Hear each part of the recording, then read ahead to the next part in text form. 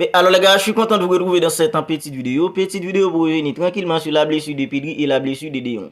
Parce que les gars, lors du match en face à une équipe comme Bilbao, le Barça a perdu un joueur comme De Jong, le Barça a perdu un joueur comme Pedri. Et à présent, c'est hyper inquiétant pour la suite de la saison d'une équipe comme le Barça avec la blessure de Pedri et la blessure de De Jong. Et moi, je dirais même que les gars, c'est la suite de la saison d'une équipe comme le Barça qui vient de partir en fumée avec la blessure de Pedri et la blessure de De Jong. Parce que les gars, ces deux joueurs, ce sont les deux joueurs les plus créatifs dans l'entrejeu d'une équipe comme le Barça. Pedri et De Jong, les gars, ce sont les deux joueurs les plus créatifs dans l'entrejeu d'une équipe comme le Barça. Et sans jeu à présent, je me demande comment le Barça va faire face à une équipe comme Napoli dans 2 semaines, les gars, 8e de finale retour de la Ligue des Champions. Parce que les gars, avec le repositionnement d'un joueur comme Andreas Christensen devant de la défense, c'est l'attachant de De Jong, les gars, pour faire sortir les ballons. Parce que Andreas Christensen, il est tout simplement incapable de bien faire sortir les ballons. Parce que les gars, on sait tous qu'il n'a pas les épaules pour les gars. Un joueur comme Andreas Christensen, il n'a pas les épaules pour faire sortir les ballons. C'est vrai, c'est lui qui évolue devant de la défense, mais c'est pas en fait dans son rôle de faire sortir les ballons. Ça, c'est le rôle d'un joueur comme en fait dans Frenkie de Jong. Parce que les gars, Frenkie de Jong, avec sa technicité, il est capable de résister aux pressions. Même quand l'équipe adverse presse, Frenkie de Jong, il a une technicité hors norme. Et les gars, il a une très bonne conservation du ballon. Andreas Christensen ne possède pas tout cela. Parce que Andreas Christensen, les gars, il n'est pas à l'aise en dos au but avec le ballon. Il n'est pas à l'aise, les gars, en fait, quand il s'agit de conserver le ballon. Quand l'équipe adverse presse, une équipe comme le Barça, si c'est Andreas Christensen qui a le ballon, alors c'est hyper inquiétant parce que Andreas Christensen, il n'a pas la capacité en fait pour conserver le ballon.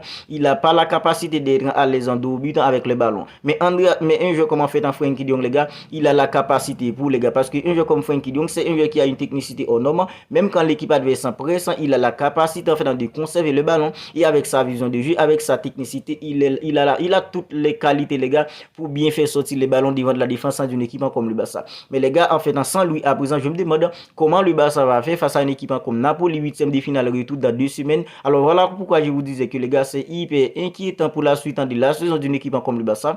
Voilà pourquoi je vous dis que les gars, c'est la suite de la saison d'une équipe comme le Barça qui vient de partir en fumée avec la blessure de Pedri et la blessure de De Jong. Parce que les gars, un joueur comme en fait en Pedri, il est tellement créatif, hein, les gars, c'est un joueur qui peut vous inventer en fait une chose en fait dans une fraction de seconde. Parce qu'un joueur comme Pedri, les gars, il a une vision de jeu hors norme et les gars, sa technicité permet à l'équipe en fait de bien conserver le ballon quand il faut.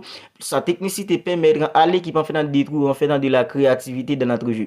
Et depuis face à une équipe en fait comme Bilbao, alors les gars, depuis la sortie de Pedri, la sortie de De Jong, c'était plus compliqué pour l'équipe. Parce que les gars, les 10 premières minutes, le Barça était plutôt bon.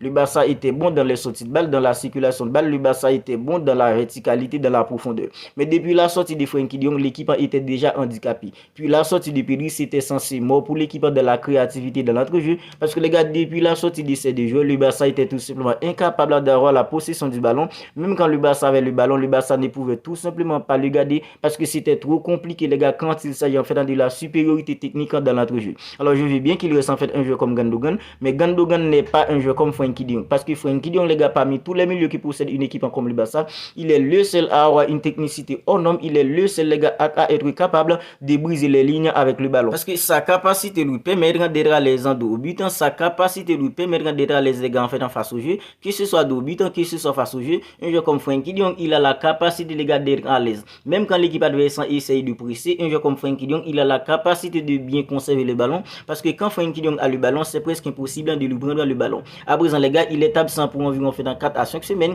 Je me demande comment le Barça va faire, les gars, pour se débrouiller face à une équipe comme Napoli. Comment le Barça va faire pour se débrouiller face à une équipe comme l'Atlético Madrid, face à une équipe comme Girona. Parce que les gars, le reste en fait de la Liga est plutôt important pour une équipe comme le Barça. Parce que les gars, le Barça doit terminer au moins 2e pour avoir sa place à la prochaine Supercoupe d'Espagne. Sans Pedri, sans un joueur comme Frenkie de Jong, dans des matchs en fait compliqués, face à des adversaires en fait coriaces, comment le Barça va faire pour s'en sortir face à une équipe comme Napoli, comment le Barça va faire pour s'en sortir face à une équipe comme l'Atlético Madrid, comment le Barça va faire sans ces deux joueurs de l'entrejeu pour essayer d'en sortir face à une équipe comme Girona. Parce que à présent, les gars, le reste de la Liga est compliqué pour une équipe comme le Barça, avec des équipes comme l'Atlético Madrid, des équipes comme Girona. On reste encore une équipe comme FC Séville. Alors les gars, cette fin de Liga ne sera pas une partie simple pour une équipe comme le Barça, avec des adversaires plutôt coriaces, mais ce sera sans un joueur comme Pedri, sans un joueur comme Frenkie de Jong dans l'entrejeu d'une équipe comme le Barça, ça va être hyper compliqué. Et le Barça doit au moins terminer en fait en deuxième derrière une équipe comme le Real qui va sûrement sacré champion pour au moins avoir sa place en fait à la prochaine Super Coupe d'Espagne qui se jouera les gars en janvier de 2025. Et les gars, à présent, voilà pourquoi on dit tout le temps qu'il faut bien protéger un gamin comme Lamine Yamal. Parce que les gars, si un joueur comme Pedri se blesse tout le temps à présent, il y a une raison précise qui explique tout cela. Parce que les gars, lors de la saison de 2021, on a bousillé un joueur comme Pedri dans tous les sens. Que ce soit au Barça, que ce soit avec la sélection espagnole du football, on a bousillé un joueur comme Pedri dans tous les sens. Parce que lors de la saison de 2021, Pedri a joué environ les gars en faisant 73 matchs pour un joueur qui venait tout juste d'avoir 19 ans les gars. On l'a bousillé dans tous les sens lors de la saison de 2021. Il a enchaîné les matchs avec une équipe comme le Barça parce que Ronald Koeman a vu que c'était un joueur en fait extrêmement fort parce que quand il s'agit de vision, quand il s'agit en fait de la créativité, un joueur comme Pedri de l'entrejeu, c'est tout simplement en fait une régale. Mais les gars, Ronald Koeman, il l'a tellement utilisé, même face à des équipes en fait moins fortes en Liga, il l'a utilisé. Et à ce moment les gars, il y avait en fait un joueur comme Lionel Messi. Ronald Koeman en fait l'a utilisé et avec la sélection espagnole du football, c'était la même chose parce que les gars, Luis Enrique l'a utilisé durant tous les l'Euro de 2021 les gars. Les gars, après l'Euro de 2021, qu'est-ce que Luis de la Fuente a fait? Il l'a appelé pour les Jeux Olympiques. Et durant les Jeux Olympiques, les gars, il a aussi enchaîné les matchs.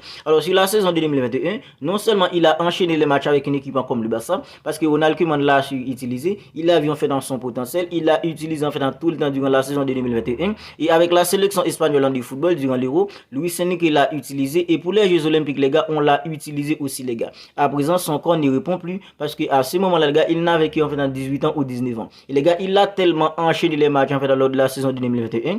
À présent, son corps ne répond plus. Il est tout simplement incapable de passer environ en fait dans 2 mois en enchaînant les matchs. Parce qu'un joueur comme Pedri, les gars, mi-août, il était déjà blessé. Il est revenu en fait de blessure à partir en fait de mi-novembre. À présent, on n'est qu'en mars, un joueur comme Pedri, il a déjà subi en fait une grosse blessure. À présent, les gars, on voit que son corps ne répond plus parce qu'il est tout simplement incapable d'enchaîner les matchs sans blessure. Et c'est un joueur qui est tellement fort, les gars. C'est un joueur qui est tellement important quand il s'agit en fait de la créativité, quand il s'agit les gars en fait de technicité de notre jeu. C'est un joueur qui est tellement fort, mais à présent, on dirait que sa carrière en fait va finir mal parce que les gars, il est tout simplement incapable d'enchaîner les matchs parce que son corps ne répond plus. À présent, les gars, le Barça n'aura pas Pedri pour environ fait dans 1 mois. Le Barça n'aura pas un joueur comme Frenkie de Jong pour environ 1 mois. C'est hyper inquiétant à présent pour la suite de la saison d'une équipe comme le Barça. Alors, on nous dit que selon les infos, si une équipe comme le Barça se qualifie pour les quarts de finale, un joueur comme Frenkie de Jong sera présent pour le match aller. Alors, les gars, comment le Barça va faire pour se qualifier sans un joueur comme Pedri, sans un joueur comme Frenkie de Jong?